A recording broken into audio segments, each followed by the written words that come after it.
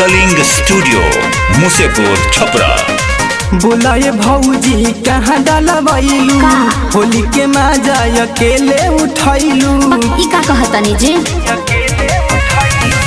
बोलाए भौजी कहाँ डालबैलू होली के मजा अकेले उठैलू। कहाँ करैलू हगिला तू जाके कहाँ करैलू हगिला तू जाके। सरसों में बोला के रेऊ सरसों में बोला के एहो सरसों में बोला के। अच्छा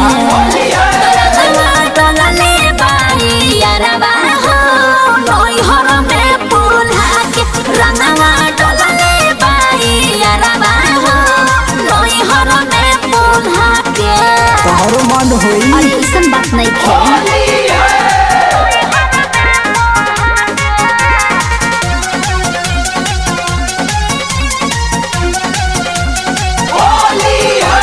ससुरा से हमके बोलाइला सरे ऊपर है ऊपर लगाइला सरे के तनु हो कोई माना ओकरा तनिको ना बुझाइला सरे। बात बा अरे हाँ हो रहे बेचैनी तबे भौजी तू धरैलू हो। गाँव जवार के तू इज्जत डूबैलू हो। गिला सामान कैले बावे भिजा के गिला सामान कैले बावे भिजा के। सरसों में बोला के रेऊ सरसों में बोला के सरसों में बोला के।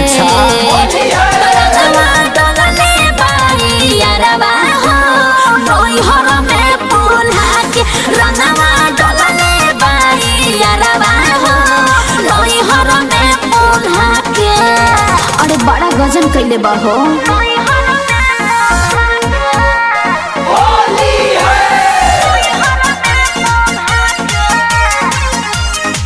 कलिंग स्टूडियो मुसेपुर छपरा।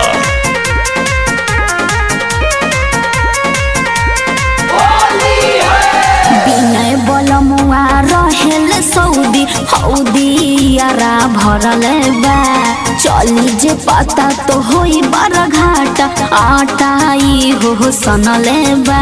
मुंबई छोड़वाइबू काउंगा के तो खान कहाँ से कतना के बाया भौजी तू तो छ नैले बारू एही से छाछ पर आज तू धाराई बारू। लेलू सवाद विकसवा से जाके लेलू सवाद विकसवा से जाके। सरसों में बोला के रेऊ सरसों में बोला के एहो सरसों में बोला के।